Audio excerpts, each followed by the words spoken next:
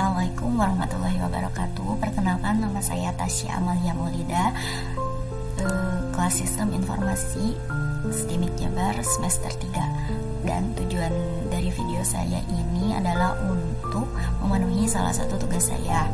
Nah, di sini saya akan sedikit memaparkan tentang model RAD. Model RAD ini saya kutip dari skripsian Pak Heri Handoyo tahun 2011 dengan judul aplikasi pemesanan spare part motor berbasis web yang diterbitkan di kampus UIN, Fakultas Sains dan Teknologi Jakarta.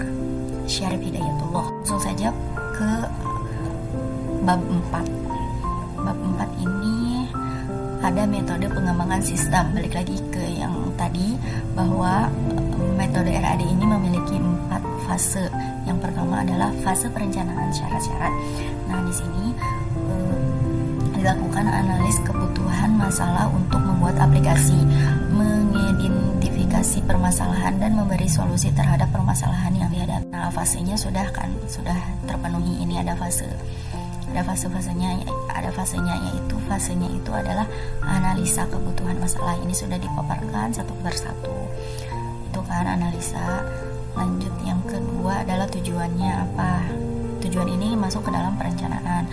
Dan yang ketiga ada syarat-syarat. Itu berarti fase perencanaan syarat-syarat itu mencakup 3.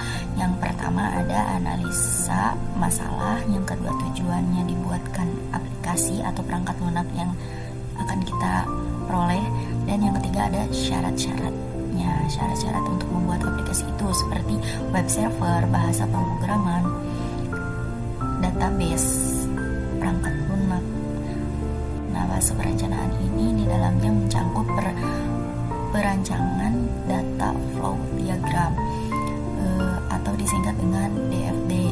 Lanjut ada diagram konteks. Perencanaan DFD itu seperti diagram ya, harus ada diagramnya gitu. Maksudnya harus tertata dari mana ke mana, berakhir di mana. Nah, yang kedua ada perancangan basis data yang di dalamnya ada entity relationship diagram, sama juga diagram.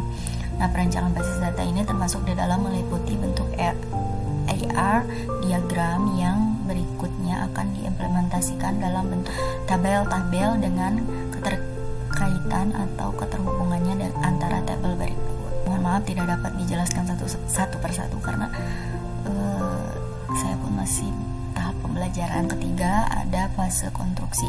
Pada tahap ini penulis melakukan pembangunan sistem aplikasi yang telah dirancang sebelumnya.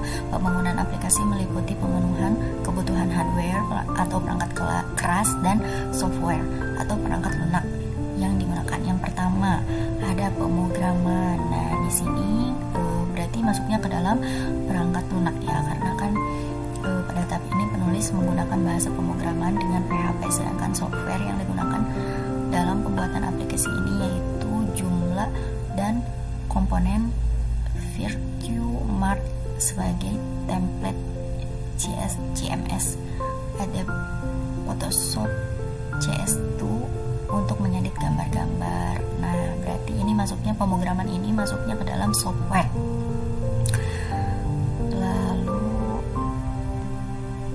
Perangkat kerasnya harus ada prosesor, hard disk, memori, monitor dengan resolusi.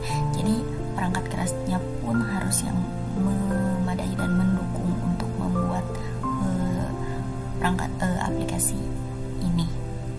Lalu perangkat lunaknya itu menggunakan sistem operasi Windows, XP, web server, browser, Adobe, Micromedia.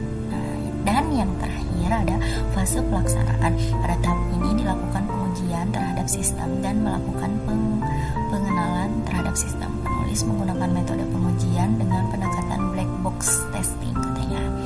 Metode black box testing melakukan pengujian tanpa melihat source kode program dan dijalankan oleh tester atau user untuk mengamati program apakah telah menerima input, memproses dan menghasilkan output, dan ternyata berjalan dengan benar. Hasil pengujian dapat dilihat pada tabel 4.5 hasil pengujian aplikasi dengan black box testing. mungkin cukup sekian presentasi dari saya. Mohon maaf apabila ada salah penyebutan kata, pemaparan materi, karena saya pun di sini masih dalam tahap pembelajaran. Mohon dimaklumi. Mudah-mudahan video ini dapat membantu teman-teman yang sedang mencari informasi tentang model RAD ini. Cukup sekian video dari saya.